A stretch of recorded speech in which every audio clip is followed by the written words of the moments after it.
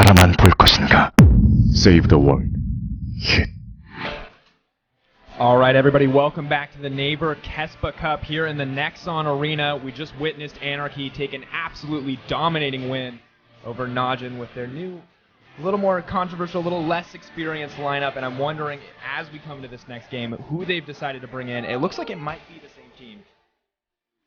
Yeah, and I really have to look at Tank there on that performance. So Tank, you know, he had a couple of good ultimates, pulling out his Lissandra. Unfortunately, I feel like he wasn't impactful when he needed to be, if that makes sense. So you think back to the end of that game, you know, making that double teleport play to find some sort of the ace on the back of that inhibitor, but it was too little too late, and trading those two teleports meant that they traded the Baron control in return. So it's just kind of little things like that. You know, he's making the roams, but it's not at the perfect moment. And that's exactly what we saw in that bottom lane in the early game. Kindred, of course, using that beautiful Lamb's Respite, an absolutely all-star kind of play kind of moment, but we didn't see Tank roam down fast enough. He didn't have the teleport, and he did not play around the lack of teleport in that exchange. I am loving Kindred as kind of an answer to Fiora. So we expect Fiora to continue to be a dominating force in the top lane. Has seen some changes to the duration of her ult, and kind of how much she can get back healing on how many vitals she takes, especially with Darius getting nerfed and the likes. But I'm going to go ahead and jump into pick ban phase for game 2, and I don't expect Kindred to fall to third rotation this time around. I think they showed the power of her. Anarchy actually, with the quick ban of Elise in this game, surprised that they're not first banning Kindred. I'm wondering how Najin are going to respond. They do. They're blue side. They have the priority pick.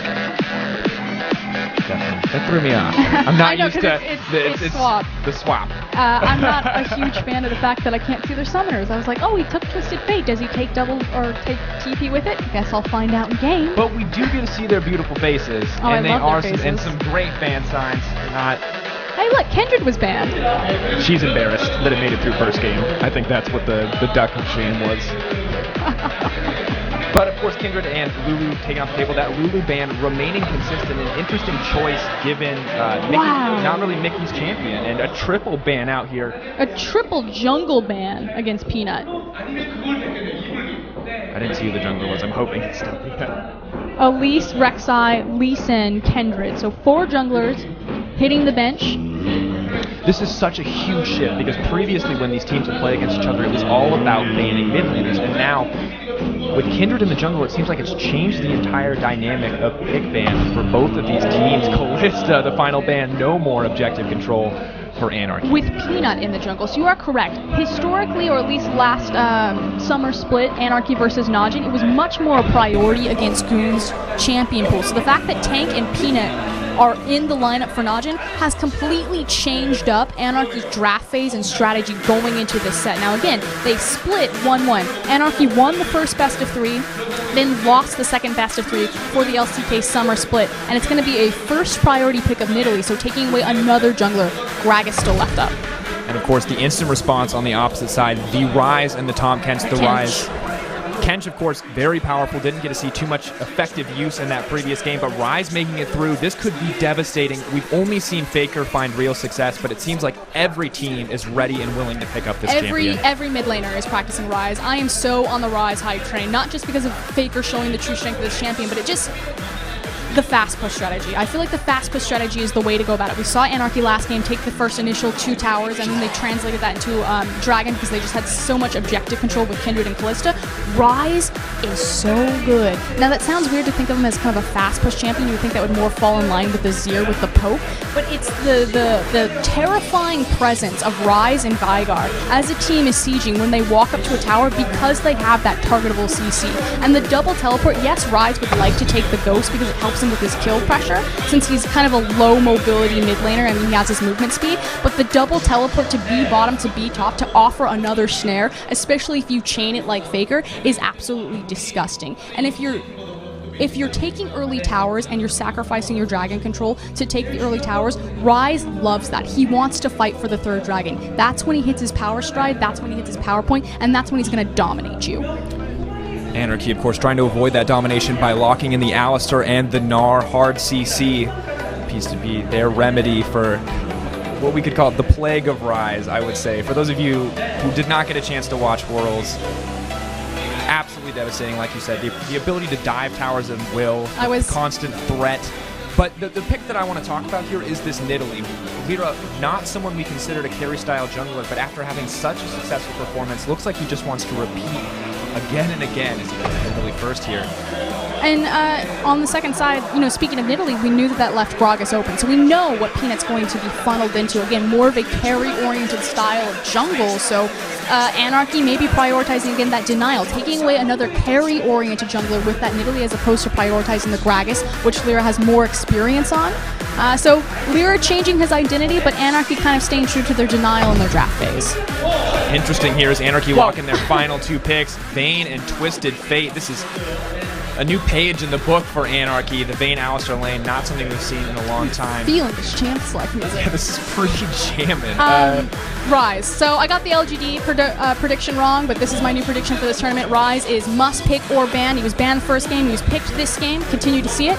Twisted Fate as the answer to Ryze. Now, what do you do against Ryze? You push him in. That's pretty much all you can do. He's got lackluster wave clear in the early levels, so Twisted Fate able to do that pretty safely. And the 1v1 duel, TF's not going to have a good time. If he ever misuses his gold card, Ryze can just get a hold of him, pop him, so you really have to watch how devastating Tank can be with his flash up, and if he has kill pressure on Mickey.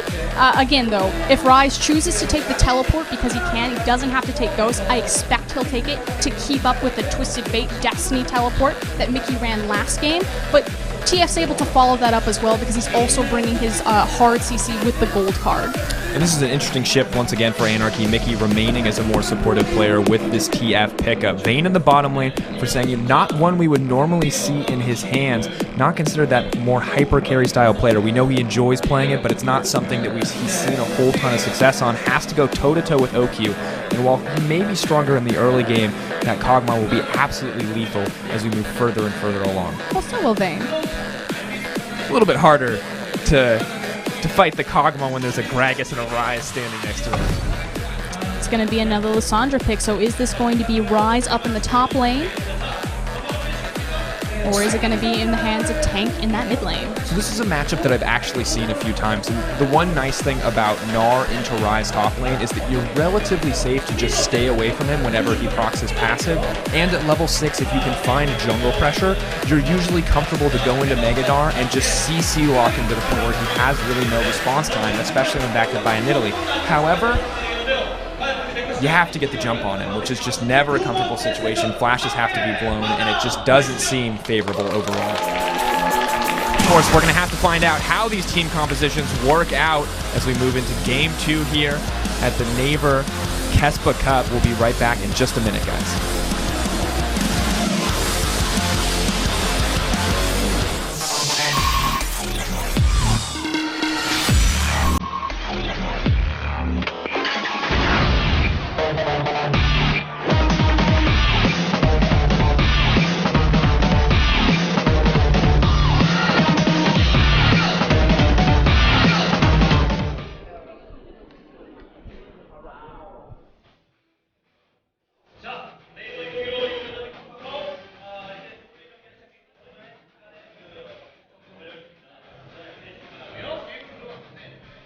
All right, ladies and gentlemen, it looks like we have a brief pause coming out here as one player deals with some issues with his peripherals, I believe.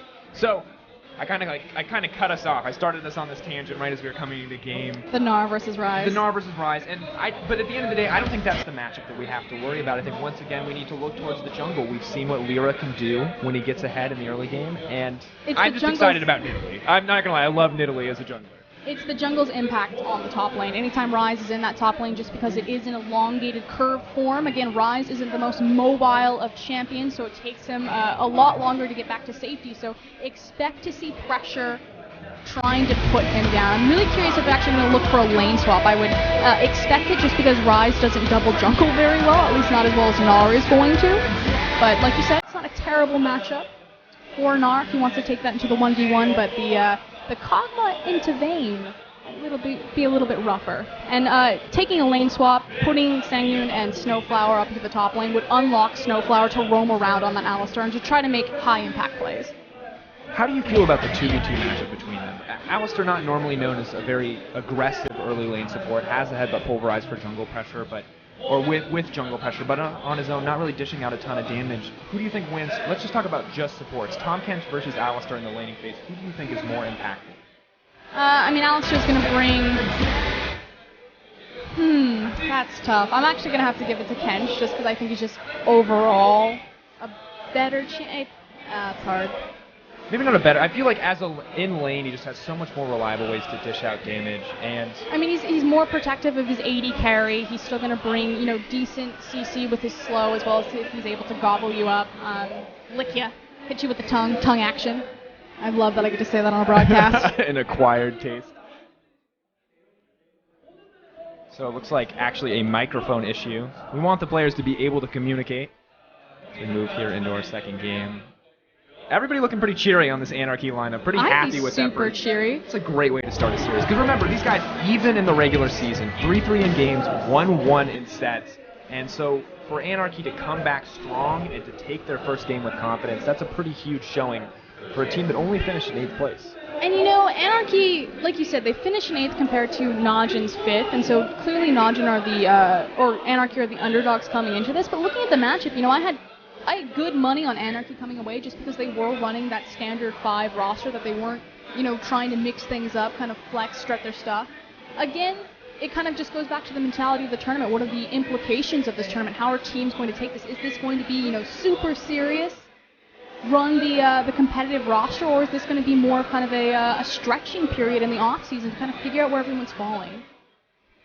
Well, right now, Najin obviously trying out some new players, trying out some new strategies, and really just not looking like their normal selves. I am really feeling that sign. That's a great nose. That is. Kind of looks like yours. Wow, thank you. Yeah. I'm honored. Really. See, this is the issue, is that normally we have someone on a Korean broadcast that can read a little bit of Korean to have input there, but I'm just going to assume... you should try just reading the Chinese signs. You just go with it. You just go with it. Something positive about one of the players, hopefully. Contemplative looks coming out here from Najin members. We're in a very, okay, so here's my question for you, given our previous events today, as we get through this pause. Is playing against Rise more or less painful than a root canal? I'm going to have to go with more painful than a root canal, and I actually have experience, because I got one this morning. Joy, oh joy. Has the Novocaine worn off yet? I know the first team fight was a little wonky, guys. I was trying to come out of it. I can feel my face this time around, although it's about to get melted off if Anarchy win this. That was a bad... Loving it. I went too deep. You went so deep. But I respect you for trying, because I have been there many times. Bad. I'm going to blame it on the Novocaine. It's still in there. See, if we had the Monty Doa synergy, I would have just laughed hysterically, and people would have been like, You're not Doa? Someone's upset. Can only expect the chat is. I worked all day on my Monte Cristo cosplay, too. Yeah, you've lost the suspenders. You really only just have the boys' dress shirt. I feel like that's like all we brought to the table for the cosplay. They prepped us for wardrobe, and I just got back then. They just handed me a black shirt, but they made it into this big deal. But you know what is a big deal? This game starting. Yeah. Finally Nailed making it into game. No more root canal jokes. No more discussion of wardrobe. It's just Anarchy versus Najin in our second game of the night. Still our first best of 3. Anarchy looking to walk away with this one if they can find yet another lead. Invades coming out again, setting down these lane swap wards. I expect Anarchy to look for the lane swap and really put Duke on the back foot here with such a power pick like Rise. Again, he's not going to be as comfortable in a double jungle situation as someone like Nar will, and it's about putting this Rise down before he becomes that mid-game, late-game monster.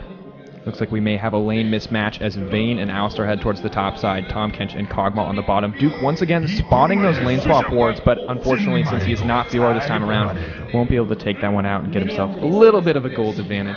10 gold, not super significant. I'm really loving the Korean voices, and I love that Lissandra is being played both games. Have you heard her Korean voice? Yeah. She sounds like an angry tennis player. This is my favorite LCK joke, is the Lissandra voiceover. She's like, it's really good. Of course, double jungles on both sides. This is something that you talked about in Champion Select. Rise not really known for being a strong early double jungler, whereas Nidalee and Gnar have a pretty ridiculous early clear speed. Yeah, and so the good things is, like you said, puts Rise behind. It's weird because I have a handheld mic, so anytime I turn my face, I have to turn the mic with it. It puts Ryze behind because it puts him in the double jungle position, but more importantly, it's going to open up Snowflower to get his roam on with this Alistar. And Alistar, obviously, so potent, so good at doing that, especially level 2, because he has the headbutt pulverize combo. Speaking of roam potential, Duke and Peanut walking through a ward. Getting spotted out here will let Mickey know that he needs to play on the top side of that lane. And likewise, it'll tell Lyra and Snowflower that they can go ahead and mosey on up to the enemy red side where they're strong.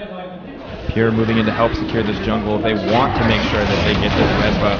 Kragus, Ryze, and Tom Kench. A pretty effective jungling trio, although Duke at this point just trying to get enough for level 2 before heading back to face down his lane opponent. Lyra and Ixu doing the same, so a pretty standard lane swap here to start off this game. Much quicker jungle pathing, though, coming out of Nidalee and Gnar and their ability to clear this jungle. Going to find their second buff. It'll be interesting to see where these top laners decide to teleport if they try to shift over for the 1v1. Good adaptation from Tank right there to make sure that he took the Frozen Claw level 2 since it was in a mismatch. You know that it's going to open up Snowflower to have that early level 2 and to look for the early roam on mid lane. So great awareness. Of course, Anarchy failing to find the early roam pressure there. Tank more than happy to just back off. The remaining members of Najin looking to take down this early tower. We talked about it being a fast push meta, and Najin appear to be very aware of it this time around. On the opposite side of the map, Anarchy appear to be doing the same thing.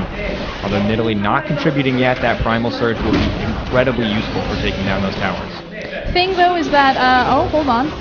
See if they can actually get it. It's all going to be about how the wave bounces, and if either top laner is going to be able to hold the freeze, or if the wave is just going to push really deep into enemy territory, and it looks like it's going to go ahead and push.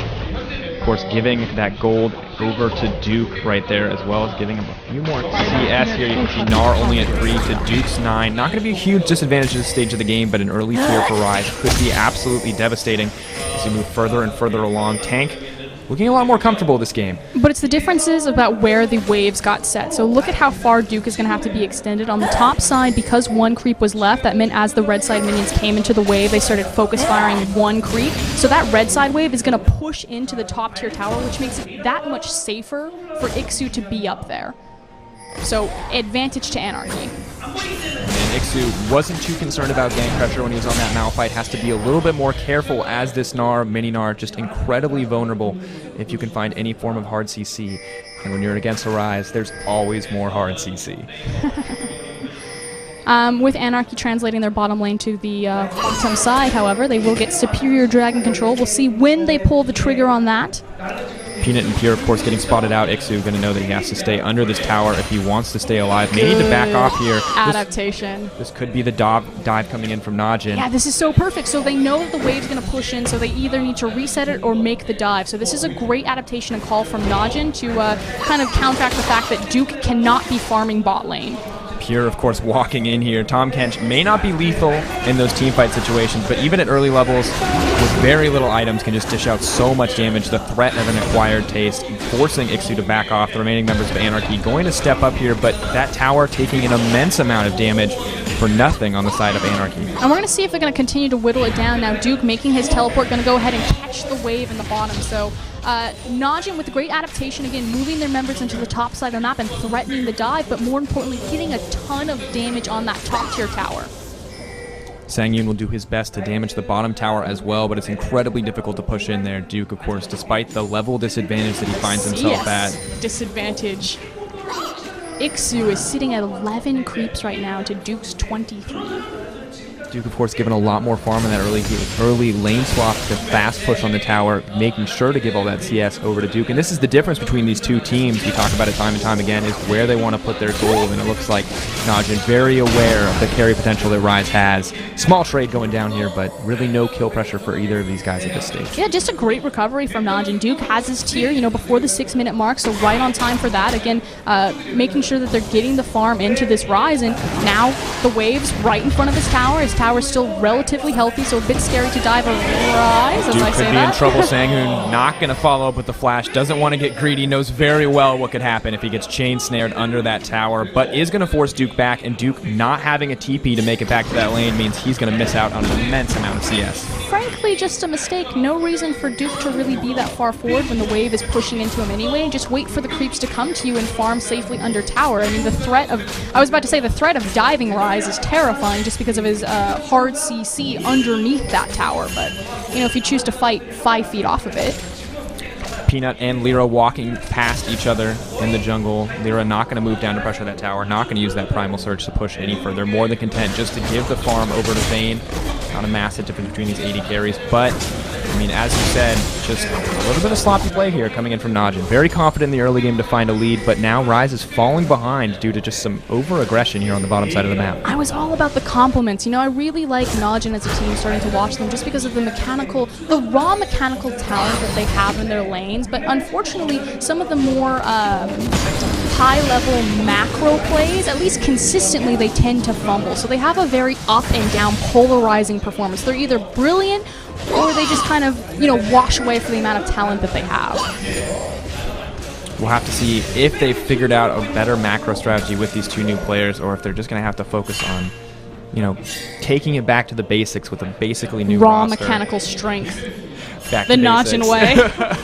Of course, the thing that I want to talk about is looking at this jungle. Lyra has picked up the Skirmisher Saber, and this is not something I have ever seen on Nidalee. What are your thoughts on this itemization? I mean, he's still going for the Sheen, so it's just a very aggressive carry-oriented build coming out of Lyra. And Lyra appears very confident after that last game, and we're going to have to see if it's the strength of Lyra that carried in that last game, or just the strength of Kindred that let him get so far ahead. Najin, OQ and Pure specifically looking to get a little bit of dragon control down. Kog'Maw, of course, pretty proficient at taking that when supported, but not nearly the same as the Kalista we saw in the previous match. Actually prioritizing their power into this mid lane. Snowflower doing a good job rotating back up there just to make that dive a little bit more threatening. But this is what I was talking about with Rise and Lissandra and Veigar as kind of the 3 primary mid laners. It's so scary as the Twisted Fate and Alistar here, again, Lyra being pulled up as well, to approach this tower without multiple members just because of the threat of the Frozen Tomb. The ability to siege, despite the fact that they're not like poke champions, it's not an Azir. You know, he's not going to whittle it away with the Sand Soldiers. He's not going to hit it with the blue card like the Twisted Fate. But just the threat of, I'm here, I can dive you if I want. Target CC just so oppressive. There's absolutely no way to outplay it in those close fight circumstances. It pretty much means that anytime Lissandra approaches tower with friends, that you have to have at least 3 people there.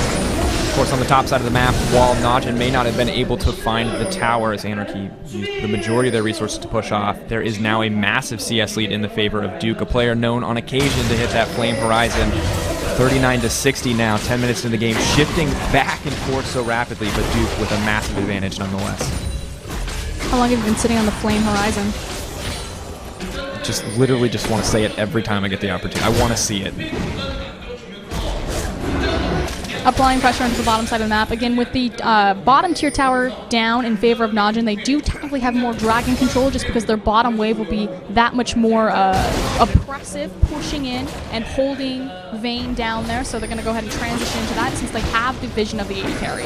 Snowflower trying to peek in, but decides to turn his attention into the mid lane. We may see a gank onto Lissandra, but it could go terribly wrong if they don't pull the trigger in the next couple of seconds. Lissandra trying to walk her way out of this one. The claw has not come out, jumping in with the Frozen 2, but the rest of Najin is on the way. TP coming in. I don't know if we're going to see the fight here. It looks like both sides content to back off. Rise trying to find a way in, wants to land that snare, even through the exhaust, is going to find the first blood. Duke with an excellent teleport, securing the kill for his team. Disaster for Anarchy. They lose the dragon as well as the first blood, and it goes onto the Rise, onto Duke, onto the hard carry of Najin, a fantastic top laner right there, and has the power champion to really strut his stuff. Kind of want to talk about Tank's pathing, though, as whittling away at the tower. They're not going to get it. Pure grabs Kog'Maw's like, get on. Riding tandem. No more. No more. No more, Mr. Hypercarry. It's time to go. Tank path towards the top side when his team was on Dragon. And this is kind of like nitpicky, but again, since, you know, seeing Tank take over for Goon, why not just Frozen Claw towards the 2 people standing in the bush, sandwich between you and your team? Why lead them farther away? You have the Frozen Tomb. You can stall out the fight for your team to close the distance. So it just, I mean, they ended up getting the first blood, so great job, but I just, those little things. It was interesting. I didn't actually notice that they had vision of the 2 in the bush. Well, when they walked out, you see them, but you know that your team's on Dragon. Well, it's just very interesting that he decided to play on the top side without vision, because it seemed very unlikely that 2 members would be in that bush given how many members of his team were on the bottom side. But at the end of the day, that flash Frozen Tomb was pretty much perfect, exactly what he needed in the end. I mean, it's cool. Dirty looks. Of course, moving in, Mickey clearing out this wave, desperate to keep this mid lane tower up. Keeping even in CS, but this is not the Mickey god of old. This is not the lane bully, the assassin player. This is a new look for him overall, putting the pressure into other lanes as Vayne begins to farm up. I mean, Nidalee gets their first item. Mickey's always been a talented player. It's not like he can only play assassins. It's just that Anarchy only found success with him on assassins because he needed to hard carry like that. With Lyra stepping up and being that hard carry threat, it really opens up Mickey to showcase his other talents, like playing the Twisted Fate with the teleport. And I love TF with teleport. I think it opens up a lot of versatility in terms of your strategy and your cross-map movements. We saw it with the, we're going to call it the bait and switch last game. See if they can maybe pull off something similar. I love that term. It's actually really apt. It works. I mean, it works pretty well. It's also the name of the first Magic the Gathering pre-built. We're done. Not done. We're not. Shut me down. I gave him topics. I was like, if you ever want to fill, you can go Disney movies or... It was just Disney movies. That was it. You can't go Magic the Gathering. That's too deep. It was a good day. Anyway. Lyra pushing in, trying to play aggressive here. Haven't seen a whole lot of early plays from him so far, and Anarchy look significantly less comfortable with this lineup than they did with their previous lineup. Sangyun without that Callista means that Snowflower has significantly less engage potential, and it looks like Anarchy as a whole are missing out on a lot because of it. Just sort of trying to extend the laning phase, playing much safer, playing much more passive. It's a much slower paced game, and you do have threats late game on either side, but I still feel like this falls in favor of Najin just because you have the Kog'Maw as well as the Rise, and Duke really going hard. Tahm Kench coming in as well, the flash quickly coming out there, a smart decision from Ixu. And on the other side, your late game team threat is going to be Sangyun taking that Vayne. But the problem is that Rise's snare is 600 range, and Vayne is a short-range 80 carry, which means that if Vayne really wants to attack Rise, she has to get in his threat zone. So, again, just emphasizing the power of this champion even more so is he really shuts down 80 carries like Vayne, like Lucian, like Callista. Explosive cast coming out. Peanut hoping to find a pick there, but will just push back the members of Anarchy. Will, however, secure the tower for his team. Sangyun on the bottom side of the map may be able to get something back for Anarchy, but overall, Najin happy to find that advantage. Tank, like I said, waiting in the wings. I don't know if he has any kill pressure here, but he will definitely be able to clear out this wave. Well, he decided he didn't have any kill pressure there because he could have easily frozen clawed over the wall and got the surprise attack, but just deciding instead to clear the wave that he's not going to take his chances. Vayne does have the Bork completed, doesn't have any boots right there, but with the final hour she gets a free BF sword worth of damage. So we talked about how Callista has kind of like a 2-item power spike with her Blade of the Rune King into the Hurricane. Vayne is similar with her Blade of the Rune King, like a 1-item power spike, because of her final hour and the free stats that she gets through the duration of that ultimate. Sangyun not using those free stats too much yet, though. A 0-0-0 scoreline. No kills on the side of Anarchy at all. And just not nearly as aggressive as the previous game. We expected Nidalee to be just as aggressive as the Kindred, and it's just not working out quite as well. We haven't seen a whole lot of poke. We haven't seen a whole lot of kill pressure from this Nidalee whatsoever. But look at the difference. In the first game when Lyra was able to get going on that Kindred, it was in standard 1v1 lanes. That makes your jungle pathing very obvious and very clear-cut. Anarchy initiated the lane swap, which I liked, because again, it puts Rise into that position where he has to double jungle, he's not as effective, but Najin in the end made the better adaptation plays to put Duke ahead, and that slowed down Lyra's clear pathing, because it's harder as a jungler in a lane swap scenario to figure out where you need to be to get the snowball going for your ganks versus to prioritize controlling the waves and setting up your team in fast push. And the definite shift, you can see how it's affected Anarchy as a whole. We talk about the change in draft for both of these teams, and once again, it seems to be the story of power picks as we see Rise, the only member with a kill, as he continues to scale up, and as predicted, the Kindred, the Rise, the Gangplank, maybe even the Mordekaiser, although we haven't seen him banned out yet, so we might not see him picked either. He got nerfed. To be fair, there was a game in That's all I do. I just look at the patch notes and I'm like, nerf champion, worthless. I'm not entirely convinced. I think we may see a Mordekaiser yet, especially in later games to come, but I don't know if we'll see it in this series. This series has been all about individual power picks like this Ryze. The Kindred as well coming out.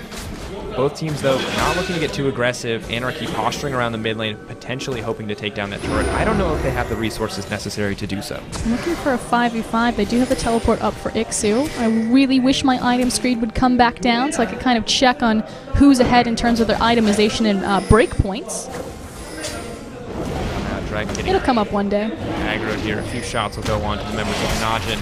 But Najin seem more than happy to start this one up. Force the Scrying Orb, gonna spot this one out. Anarchy coming in on the top side. TP is available for Ixu. His rage is stacking up. This is an excellent time for him to come into the fight. But it looks like they're just gonna back off, moving into the mid lane to take the tower instead. Najin look for the flank. In between. Tank doesn't commit on it. Okay, so there's no way that Ixu's gonna teleport down there, as I say that. Oh, it's Mickey teleporting. Teleport down there just because Anarchy clearly committed to sieging the tower and trade for the dragon. However, they don't get the tower, but they do stop Najin's dragon. But in response, again, Najin just making kind of the better next level adaptation. They just walk up mid. They see that Mickey has teleported bottom. They lost a lot of their wave clear because they have a Vayne 80 carry, and they take a free objective and will now possibly translate into dragon. And unfortunately, Anarchy's poor wave control is what's going to cost them that tower in the exchange. They made the right decision to pull off dragon to push mid lane, but they could not execute any further and did not have the side lane support necessary to come out on top. Duke, of course, still farming up here, still really happy to just keep scaling up. Yeah, also has his teleport available, so Duke can get involved in this team. We'll see if he stacks his passive beforehand. TP coming in, Destiny coming out as well, going to get over the wall there. Not going to want to take any further action here when it comes to the dragon. Ixu stacking up that rage, ready to go in. Mid. He wants this tower. He is committed to it, but there's another TP on the back side. This could be the Lysandra. Flash going over the wall. Just going to back off on that one. Not sure exactly what happened there. No one going to chase after Mickey. They're not even remotely interested. It looks like they're going to take this opportunity to secure the dragon. Mickey going to cancel his back to come and head down to this fight. This is a story of both teams desperate for this dragon. Mickey finally gets the tower. He committed. 3 teleports later, we got the tower, we got the dragon. That was the most anticlimactic. Both teams, neither team wanted to give up any objective, and they both thought that they could outsmart the other. But once all TPs were burned, they just had to trade. We burned a TP, we burned a Destiny, another TP, and another TP, and this is what we got. Luckily for Anarchy in that exchange, however, the immediate burst in gold will keep them even with Najin, give them actually a slight lead, and Ixu still has the teleport. For how long? So again, we look at the late game scaling potential of both of these teams. You know, you have the clear-cut Vayne there, but on the other side, Kog'Maw's hit his breakpoint, or his first initial breakpoint with that Trinity Force completion. Ryze has been stacking on the Rod of Ages as well as his tier, and he's going to be a monster late game, and so threatening to Vayne because she is a short-range 80 carry, so I feel like late game, if Anarchy want to play into Najin's hands of letting them stall this out, of letting them condense all of this farm, you've got CS leads in Duke's hand, although Vayne, massive CS discrepancy over OQ. I mean, they're more than happy to take that fight. And I feel like it's going to come down to Mickey making these really split-second decisions of, am I backdooring? Am I looking for a flank? Am I engaging the fight with an Hourglass? Or am I looking for the Lichbane Whittle?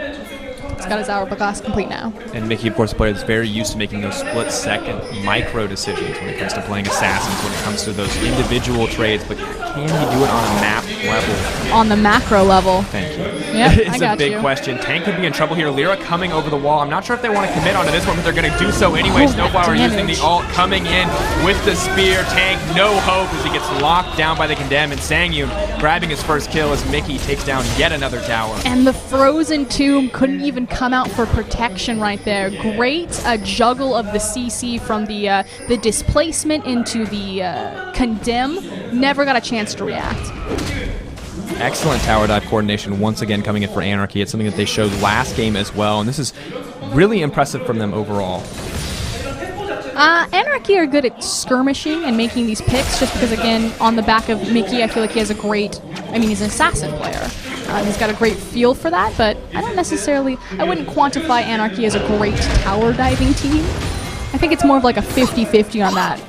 They're really auspicious about it. How about that? Might be giving them too much credit for just playing Kindred and having the Kindred ult. They look good right now, and again, just going back historically to their games with Najin most recently, they split, so they've shown the potential. They look great in the first game. They don't look terrible in this second game. Definitely not up to par. Again, Lyra's jungle pathing a bit suspect in the lane swap versus the standard lanes, but there's still plenty of game left.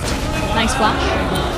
Leader, of course, or sorry, Snowflower, of course, going to save himself from Peanut's explosive cast. Peanut, that's the third or fourth one of those he's thrown, trying to find an engage, but has been repeatedly unsuccessful. Whoa, that's successful. He just got a 5-minute cooldown. I'm high-fiving Peanut. I got you, Peanut. Don't let him talk to you like that. Shut me down left and right, but good thing you have Peanut. I'm glad that you two are happy together. See, I'm an Invictus Gaming fan because I just love like raw mechanical skill and then just like crushing disappointment and inconsistent performance. So when I saw Najin, I was like, this is it. They've got the skill. They can go the distance. And it all comes back to China.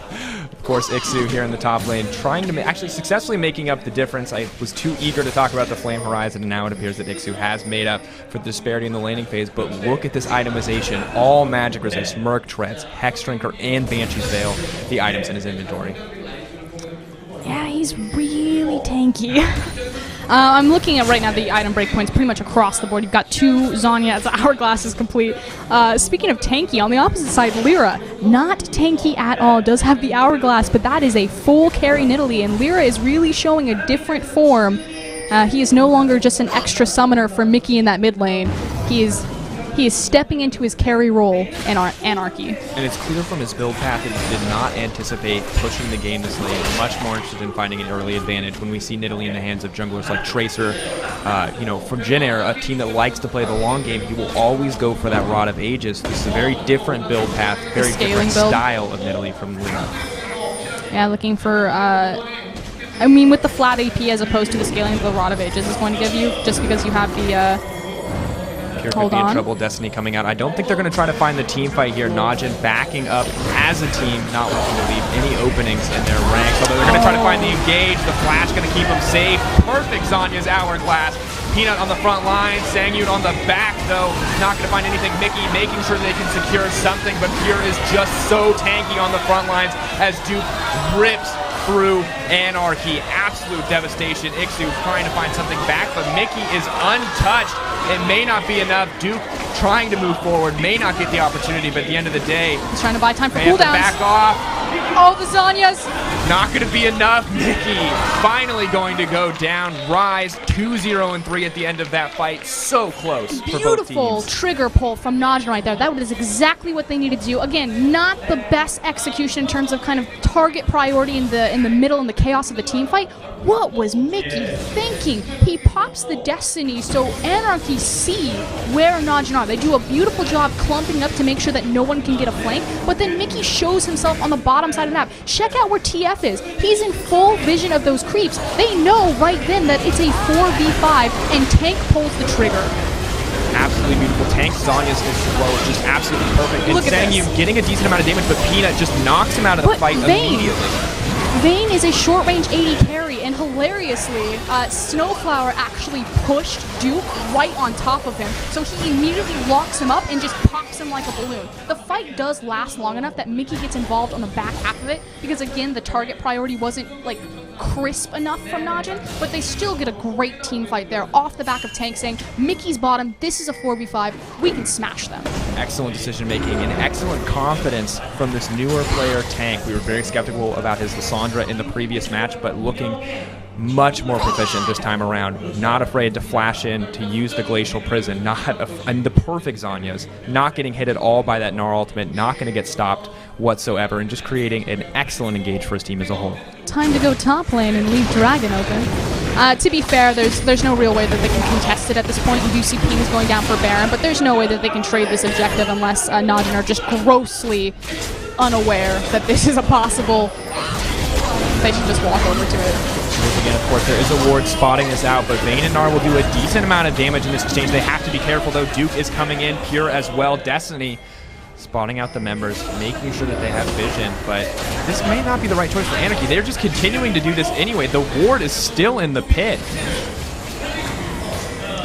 Not sweeping out all of your vision. Again, that one ward really just sitting on the pixel brush there in the river, denying all of that. So, I mean, Anarchy looking to try to make the trade for the Baron on the Dragon, but again, Najin are just so... I mean, they're down in gold, but their break points are coming up sooner. Like, this is the point in the game where Najin are just going to outclass simply because their comp is stronger, because they have the answers to where Anarchy are strong. Seraph's Embrace and Rod of Ages stacked up. Trinity Force and Blade of the Rune King in the hands of OQ. This is a very strong Najin lineup, and you look at the opposite side, just not looking so good. I mean, pretty much the gold difference between these teams is in the CS discrepancies between Vayne and Kog'Maw. Now, Peanut is locked up here. Should be able to just stroll on out. That's cool. Heating over the wall, ready to lock down anybody who wants to go toe-to-toe with his new jungler. And Anarchy pushing forward, trying to find vision, trying to find something, but they're continuously walking away empty-handed as Najin are more than happy to just wait this one out. And this is the point of the game where we were talking about, you know, Anarchy really can't afford to fight a 5v5 just because their Vayne is their gold difference, and Ryze can just pop her like a balloon. So they need to look for these smart macro plays with the Twisted Fate having the teleport as well as the Destiny. Now, they fumbled that the last time. Mickey will get a second shot at that as the TP comes back available, but they can't afford another mistake like that because it'll surely mean a Baron. Of course, a Baron in the hands of a team like this, a team with so much potential dive pressure with Duke on this Ryze, could mean the end of the game. A first inhibitor would be an excellent place to start for Najin, but once again, just playing it safe, clearing out these waves, making sure they have vision of the Baron, and just giving Duke more time to farm. The QSS coming out here, an interesting itemization choice, but it's clear exactly what he wants to do in his team fights, and no one is going to stop him with a build like this. You're absolutely right. Duke now actually standing off to the side, hiding himself in Fog of War, just trying to acquire information before he makes his next movement. Is actually going to set up a slow push on the bottom side of the map, so Duke is aware that Mickey is around. Again, this is the one win condition for Anarchy. They have to play around the mobility of Twisted Fate with Teleport Destiny, but if Duke's there, Mickey cannot be. Tank in the top lane, finding some similar wave control. Mickey going in here. I don't know if he's going to be able to find anything. A perfect Zanya's once again. Tahm Kench coming in as well, ensuring the safety of Lissandra. Najin more than happy to just respond to map mobility with map mobility. Tahm Kench, an excellent answer. And that was the teleport as well as the Destiny burn from Mickey, and now the only answer for Duke on the bottom lane, because he sees that all 5 members of Anarchy on top, this is free damage on the tower, is Ixu. Of course, going down to respond, does have a TP of his own, but isn't really going to be able to clear out these waves nearly as effectively as this Ryze. Only damage item in his inventory is going to be that Hex Drinker. Starting to get a little bit tankier, but definitely not in a great position. Duke not going to push his luck, though, just going to continue to extend the CS advantage, 200 to 238 as he clears out the end of this game. They have the TP advantage because they have Lissandra's TP still up, so Najin have another timing window, while those globals are down, where they can try to make a play to force something else on the map. Make some cross-map movements. Now, Najin have stumbled in the past when it comes to more macro-oriented plays, but Tank, he's got it. Sangyun could be in trouble here. Going to the back. Oh, this is so risky. Sangyun, wait for he doesn't see it coming. He's going to get him for sure. Moving in. Sangyun actually going to get the heal coming in. The save from Pure is going to seal the deal as Sangyun will go down. An excellent Tahm Kench moment, and that is the biggest nope I have ever seen. Sangyun has to be unhappy about that exchange. Tank setting himself against the wall, though, to give the free condemn. Pure almost making some brave plays in order to fix that situation. Snowflower going in, trying to push back there. Fails the headbutt, pulverize. Not going to get a lockdown option as Gragas just counters with the body slam to make it out of there safely. But simply Tank eating that hard CC, putting himself in position against the wall, lost a lot of the momentum that Vayne pick had created because a lot of the members were such low health. Anarchy once again appear to be moving towards this bear, and this has been the win condition for them in the previous game as well, and a number in their games. Moving forward, trying to get some vision advantage, but Peanut and the rest of Najin more than happy to clear out their own jungle. Not concerned whatsoever about the Baron pressure here, knowing that Vayne is not a part of this attempt. Anarchy again doing a decent job moving their vision line up more aggressively, despite the fact that they're not in control of this game. Don't let the gold counter fool you. They may be up, but that's pretty much in the hands of the CS between Vayne and Kog'Maw.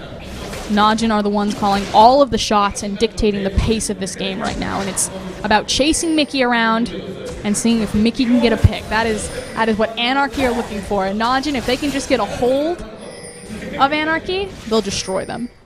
Of course, the biggest issue with the stage of the game is going to be it's so hard to take down an individual member of Najin without getting a response from the team. Peanut is, of course, incredibly tanky. Duke has the Quicksilver Sash as well as the mobility of Pure. Boost.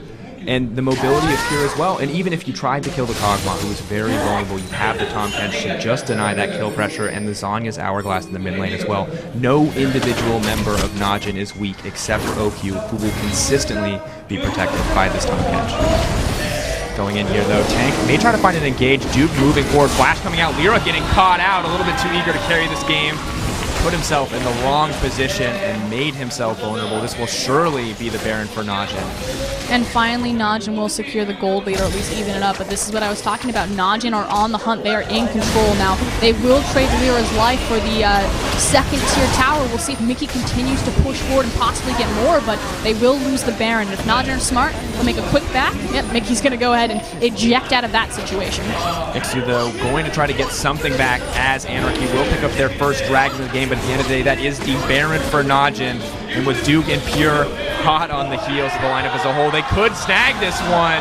Nahar going to grab that. Ixu making sure not to make his team feel any more embarrassed than they have to after that exchange. Small amount of breathing room for Anarchy. They do prolong the 5th dragon win condition for Najin right there by taking one off of the 4, but still losing the Baron, losing their mid-tier tower. We'll see what else they lose, and if Najin want to go ahead and try to push for an in-hit. With Lysandra and Ryze in this lineup, though, Anarchy are just going to have to back off that tower. Baron empowered minions as well, making it nearly impossible. They need to reset their waves. For anyone to walk up, and it appears that is not their primary, or that might be their primary focus as they push forward here. Going to move down to the bottom lane. Anarchy have a small window of opportunity where, because Mickey was on the top side and was pushing forward, he did a good job setting the waves up, so you had pressure points pushing into Najin, so they couldn't continue to just barrel down mid lane. Had to go back, reset the map, spin the gold that they had acquired. At this point, Najin can either try to prioritize that mid lane inhibitor and try to break that with their Baron, or more safely, they should rotate to the bottom side of the map, because Baron is not an objective in play, and start sieging on that second tier bot tower. Things coming out on the bottom lane as Duke moves down to start the split push. Looks like Najin may be following through as you expected them to. Ixu, though, on the top side, making sure that there's not too much split pressure. Oh, here comes the Kench. The way Pink's coming out in the mid lane. At any moment, Najin could get really aggressive here. Destiny coming out, though. Lyra is going to spot Tank. They try to get aggressive. Mickey using the Destiny and then immediately deciding to back, not wanting to take any risks here, keeping his teammates safe. Yeah, Mickey just trying to burn time on the Baron. He's going to continuously go to these waves, push them forward as hard as he can, and then just try to run out. And try to run Najin around the map so they're clearing waves as opposed to sieging turrets. So far, it's working out quite well for them, although Duke is consistently pressuring this bottom side of the map. He has backup in the form of Pure and Peanut. They are sure to take down this tower. OQ playing very cautiously, doesn't want to get caught out here. Pure, though, more than happy to save him if anything does go wrong. This Najin lineup is just so powerful at this stage of the game, not even utilizing minions to take down that tower, not remotely concerned about Anarchy. Super tanky team, so are they going to go ahead and try to siege on this bottom in-hit, or will they rotate top? Reasonably comfortable to do so. Kog'Maw with that extended range, Ryze constantly trying to dive. Duke. If he lands this CC on Vayne, it's all over. You're making sure they get out safely in that exchange. Or rather, taking a cannon creep. I thought he ate someone for a second. I got lost there. Watching the top lane, of course, as Tank pushes in here. The split pushing matchup has changed drastically since the start of the game. Duke now with the team where Tank has now occupied that pressure, keeping Gnar out of the fight, keeping the threat of that Mega Gnar away from the team.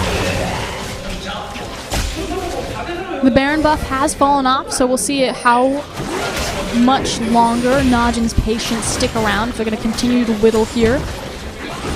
Tank did manage to send Ixu back, so he could get some more damage on this top tier tower should he desire it, although the teleport is up and available. And it looks like all of the whittling will give them all of the second tier turrets. And what was once a nearly even gold score as scaling aired in the side in the favor of Najin. Now not only is it scaling, but gold as well, 59.7k to 56.2. 36 minutes into the game, and Najin just continuing to snowball this lead. It's starting to look out of control. Dragon and Baron not anywhere close to respawning, but in the meantime, Najin may just continue to slowly pressure out this game. Frankly, this game has been out of control for Anarchy for the last 10 minutes or so. Their win condition at this point is they would have to get a massive pick, and Najin would have to grossly outplay a team fight. You're talking incredible 5-man Gnar ultimate into no one touching Vayne for like a gentleman's agreement where Vayne just gets to free hit people for 15 seconds. But otherwise, Anarchy, they need a miracle to come back from this. It's the unfortunate nature of their composition. It's just so split in what it wants to do. You've got a little bit of split pushing, a little bit of tower pressure, a little bit of Wamado combo with the Alistar and the Gnar, but not really a clear late game identity, whereas on the side of Najin, you have so much siege pressure and so much raw damage output as these characters have just continued to get stronger and stronger as we move forward. It's the siege pressure for me. Again, the fact that you have the threat of both Lissandra and Ryze as you approach a tower, alongside the long-range siege and attack speed from Kog'Maw, the mobility and protection that Tahm Kench is going to allow, and then if things do get really hairy, you have the reset on Gragas. So, Anarchy jump on you, you don't like how the team fight looks, drop your cast, roll the dice, try again. Gragas just such a strong answer to the potential threat of a Gnar flank, or really any flank whatsoever. Ixu getting aggressive here though. Tank could be in trouble. Is going to turn into Mega Gnar though, so not going to have the boomerang as an option for chase potential. Dragon respawning in 50 seconds. We'll have to see which team wants to posture around this, or if Baron is going to be the focus for these guys. I mean, frankly, at this point in the game, you have enough gold, so either team could burn them, but Duke... Going in, Mickey is going to get caught out here. I don't think the Zon is going to be enough. Duke, though, respecting the teleport as he goes in. Ixu could be in trouble. Mickey re-engaging on the backside. Sangyun, he might get his 15 seconds as he goes in here. Pure getting aggressive, trying to find a taste for Vayne. The exhaust may be enough as OQ moves in. Quicksilver Sash coming out, but it could not be enough. Getting him over the wall safely. OQ dishing out so much damage. Snowflower trying to find a way back in, but they have not killed OQ. They will take him down. Academy surprise, not going to take anybody out. Snowflower making it out with his life, and that may have been the massive throw you were talking about. 3-for-1 exchange in the favor of Anarchy. I believe the word was gross misplay on a pick from Mickey, and Mickey came up huge, but it's not over. We are determined to find something else. Getting aggressive here. That gray health could run out, and he could find something. Peanut trying to body block. Lyra is on the hunt, using the mobility to keep him safe. Throwing Gragas too far back, and Peanut, a massive mistake as he got spit out on that one. I feel like Tahm Kench right there was a microcosm for this game. The overthrow. It's pretty much either team just being like, go long, and throwing that game as far as possible. And it's just an unfortunate misplay from Peanut. That was the one win condition that they had, was to get this pick. This is beautifully played by Mickey. Obviously using the Zhonya's Hourglass because he's eating time not only for the teleport, but also the fact that Ryze can't follow up immediately on the cooldown chain CC allows his time to get there, or allows his team time to get there and just start turning on the damage. You talk about how Vayne is about to get her 15 seconds of fame. Pure quickly trying to grab OQ and get him out there, but frankly, they just can't reposition themselves fast enough. Najin just so grossly mispostured in that team fight. Mickey, though, hungry for more as he moves in. May not be able to go head-to-head with OQ as OQ tries desperately to find this kill. They've aggroed the Dragon. Both Baron and Dragon are alive. Again, I'm flabbergasted. Najin, so much talent, one micro or macro misplay. But here we go, round 2. Another one going in. Sangyun not going to be the target of the ult there. Tank instead ulting himself, could be in trouble. Going to come out. Lyra going to try to protect him. Pure going to step forward, eating him up, taking him to safety. Grey Elk could not be enough as well. Tank may have misplayed this one. Even Duke as low as they push through. Sangyun just ripping through each and every member of this Najin lineup. Ixu more than happy to join the party as Lyra is now on the hunt as well. The challenging smite and now the ace as they get 1 kill in return. Najin, how are you approaching this fight? That fight was so split up. OQ was on a completely different side. He wasn't even on the same screen, completely zoned off, not able to follow up on any of that damage. So effectively, you have Najin just high-fiving each other into the team one after the other. And that's exactly the situation that we talked about where Sangyun was just able to live, able to dish out every bit of damage as necessary. And the big issue there is we praised Tank for his early game decisiveness. Look at where OQ is. Late to the fight, he's up on top of the ramp. You have Tank going in onto the left side. He pops his own, his hourglass. There's 0 damage to follow up. Duke's playing with Ixu, and meanwhile OQ's just dancing up on the ramp. He can't walk in because Peanut's body blocking him. So you have, I mean, all 10 members are effectively near the Dragon Pit, but that is a 5v2. He starts to swing in the favors. Lyra will secure that Baron for his team. We'll have to see where Anarchy take it from here, but overall, Najin, they cannot afford to make another mistake like that. That has been some very poor team fighting from a team that we have praised so much for their individual skill. And Anarchy very quickly back in control of this game. It took a miracle. And it's not IM, but it is Najin.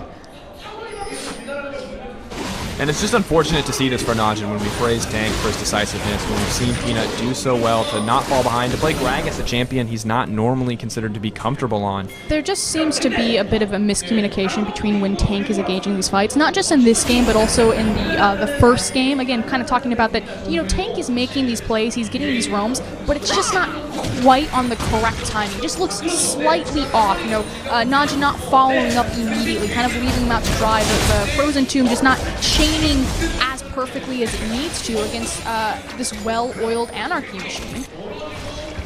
Snowflower, interestingly enough, is going to pick up that banner of command and empower the Baron empowered Cannon Creep. We'll be able to siege quite effectively. No real reliable physical wave clear on the side of Najin outside of OQ's auto attack, which can be predominantly magic damage. Pure, though, that's an interaction I definitely forgot about. I was going to say, which is why the Banner of Command is so devastating to the Najin lineup, just because there's so much magic damage, even in their 80 carry Kog'Maw. But it's okay, they got the Kench. Destiny coming out. We'll have to see where TF ends up. He's teleporting into the mid lane. Just going to grab a tower. I thought there might be a dive there, but Mickey, he's been hungry for towers this whole game, and he's been finding them left and right as the rest of his team finds one on the bottom side of the map. Anarchy are going to 2-0 here. Unless Najin can get their team fight together. They've got the wombo combo potential. You know, they have the late game power of the Rise and the Kog'Maw. Need to make sure that everyone's on the same page, that they're engaging, that they're focusing the targets correctly. Can't have Tank run in and just blow up. 2 teleports are available. The Tom Kench Abyssal Voyage available as well. Once again, eating those cannon minions. They have all the tools necessary to find a flank, but I don't know if they have the confidence to pull the trigger after the last 2 failed team fights. Anarchy more than happy to just play this one out as they always have, split pushing in these lanes. I feel like Najin are a really nice Ferrari, but the person driving it like just got their license and doesn't know how to drive a manual. So like it skids out and it does like the impressive Ferrari things and it's just beautiful to watch, but then it just like stalls. I feel like that's... I don't want to believe that because I enjoy watching Najin as a team, but that's probably pretty apt. Once again, Pure eliminating the viability of Banner Command with this champion. Tom Kench has so many special interactions that are just so frustrating to play against. Moving in though, they're still going to get the tower and they're still not going to kill that empowered cannon minion. It's like OQ's the driver. It's just the sickest Ferrari, but it just OQ. Duke moving up to try to get something, but just doesn't have the mobility to respond to the pressure being put out on each and every side of the map. No inhibitors down yet in the favor of Anarchy, however, so no real major advantage. Because diving Najin is terrifying, not only with the Frozen Tomb, but again that Rise. They just need to play. They need to play split pressure. Oh, Tank. Lyra going in, actually going to cancel out the ultimate. Does not, however, burn the cooldown, so Lyra not going to get too much in that exchange. Trying to go back into the team. Snowflower. Tank surely going to get knocked into the wall. No, Pure in on the save. Destiny coming in on the back line. Snowflower desperately trying to survive this one. Nice Rise flash. is coming into the fight, and he will be able to rip through everyone unless he gets shut down first. Najin backing off, and at the end of the day, that's going to be a 2-for-1 exchange. Najin holding on. in this long, long game. Sang-yoon finally earning his keep. He's got the incredible CS lead, 397 to 347 across from OQ, and just had a great flash that team fight, really flexing his Vayne powers. And Duke laid on the teleport. You know, that big, powerful Rise wasn't able to get there in time, and tank again. The ultimate goes down on one member. It turns into a 5v5 eventually, but the Frozen Tomb's not there, and your Lissandra's already gone. All right, now we have a little bit of a calm period where teams will just reset their waves. No real opportunity for action. No real vision control from either of these sides. They've been fighting and sieging for so long that all the wards have expired. What is the next move for Najin? What is the next move for Anarchy? This is probably a 1 or 2 team fight game so far. And it's not that I still stand by it that Najin have the better 5v5 comp, just because they have the answers to this powerful Vayne. Now, Sang-yoon does have his GA up, going to be that much harder to kind of lock down and pop effectively, but Najin need to make sure they're on the same page. They're coming into the team fight together. They're layering their CC and their abilities appropriately, because I feel like the last 3 team fights have been, you know, Najin taking turns, Red Rover, straight into Anarchy's mouth. Absolutely. They're just like running their face into their fists. They're building a Sang-yoon highlight reel, one team fight at a time, and it's just has not been effective for them whatsoever. Destiny going to come out here as they try to move in to take this dragon. The 5% movement speed buff would be very welcome, but Najin are not going to give it out with the fight. They want that 5th dragon win con. Okay. I'm not sure if they're going to be able to secure it. This is a good opportunity for them to go in. Ixu is building up rage, is ready to go in at a moment's notice. It's going to come down to who can secure this, and it looks like the dragon is going to reset. Snowflower missing the pulverize there. That could be huge. Neither team going to engage, respecting the threat of that Meganar and giving up that dragon over to Anarchy. Yeah, that was pretty big. Tank got very lucky. However, it does create enough pressure that they're able to clean up the dragon and force Najin off of it. Najin, though, perhaps still looking for a flank, sticking together. Oh, moving into the Abyssal Voyage. Where comes the flank? They're going to try to find it onto Mickey. Mickey could be in trouble. The gold card coming out is going to stun Duke, but he has the QSS. TP coming in from Ixu as well, but he does not have Meganar. They're still going to back off and pay it the respect it deserves. Lissandra not going to follow that one up. But at the end of the day, that is a teleport burned for a single ultimate. Trying to get the higher ground. And he gets some help. Just knocking him back on that one. Realized, nope, didn't want that engage whatsoever. Mickey once again determined to split push. Najin members not in a great spot. I don't think he's going to get anything from this, however. Not nearly pushed up far enough with that wave. It's really funny to watch teams running double teleport who just want to fight all the time. Like, Mickey, to be fair, is doing his credit. Like, he wants to play around the waves, he wants to siege towers, he just wants to be as obnoxious as possible, but I feel like there's just so much bloodlust that the double teleport, as opposed to being used for cross-map plays and sieging towers and objectives, is simply being used to try to get flank after flank after flank. And it's worked out for them once or twice in the past, but it does not seem ideal in these more stalled out, more even scenarios. Of course, Baron is now up, and Anarchy has some pretty solid vision control around the area. Najin not too concerned with it, just going to focus on pushing down this mid lane. Want to take full advantage of this tower dive threat that we've been talking about this entire game, something we haven't seen them be willing to pull the trigger on. Mickey, knowing that his team could be in danger. They did great. You know, initially when they had the Baron and they were sieging all those towers, they were well in the lead. It was simply kind of 2 back-to-back misplayed team fights, but they are going to pull the trigger on the Baron, burning it very quickly. Mickey once again too far away from this Destiny to get him in quickly. They are going to secure it. Tank putting himself in the middle of the team, stopping Sang-yoon from getting to the back line. Duke trying to find something, but Ixu will shortly knock him out. Although he's just going to get burned down before he can. No magic resistance enough to stop this. Mickey taking a massive chunk of health from a single OQ auto attack, and Sang-yoon not finding the freedom to move into the back line. His 2 massive damage dealing threats are stopping him from pushing any further. Overall, 1 down for Najin, but a Baron in their favor as Anarchy push their way up the mid lane. I was going to say, this is, you know, fine for Anarchy. Yes, they lose the Baron, so we'll see how long this siege can actually last against the Baron-empowered creeps, but they did pick off Tank, and Sang-yoon with that GA didn't have it pop. This is still an incredibly powerful Vayne. The problem is that no one is reaching her. Going in on this Rise, they do not want to give Duke a chance to turn this one around. Snowflower playing far too aggressive, though, did not have the unbreakable will. Ixu running his way out of there. OQ could rip his way through this entire team if given the opportunity. Ixu looks like he's going to go down as the red buff will make sure that he cannot escape. Will, with one final wall up, however, secure his team as they retreat. Flash Tongue not going to come out. OQ pushing forward. Will get the GA. Pure, a massive outplay here. Mickey God getting burned down. Sangyu going in for a highlight reel moment, and will find one, but will get taken out. The tongue from Tom Kench, too much to handle. Duke finding his flank opportunity. Lyra trying to outplay there, but it will not be enough. It may be enough. Nidalee so squirrely, able to escape that fight. And once again, a massive swing. Does anyone have an advantage in this game? Going over. Gonna find it. It's not enough, Nidalee.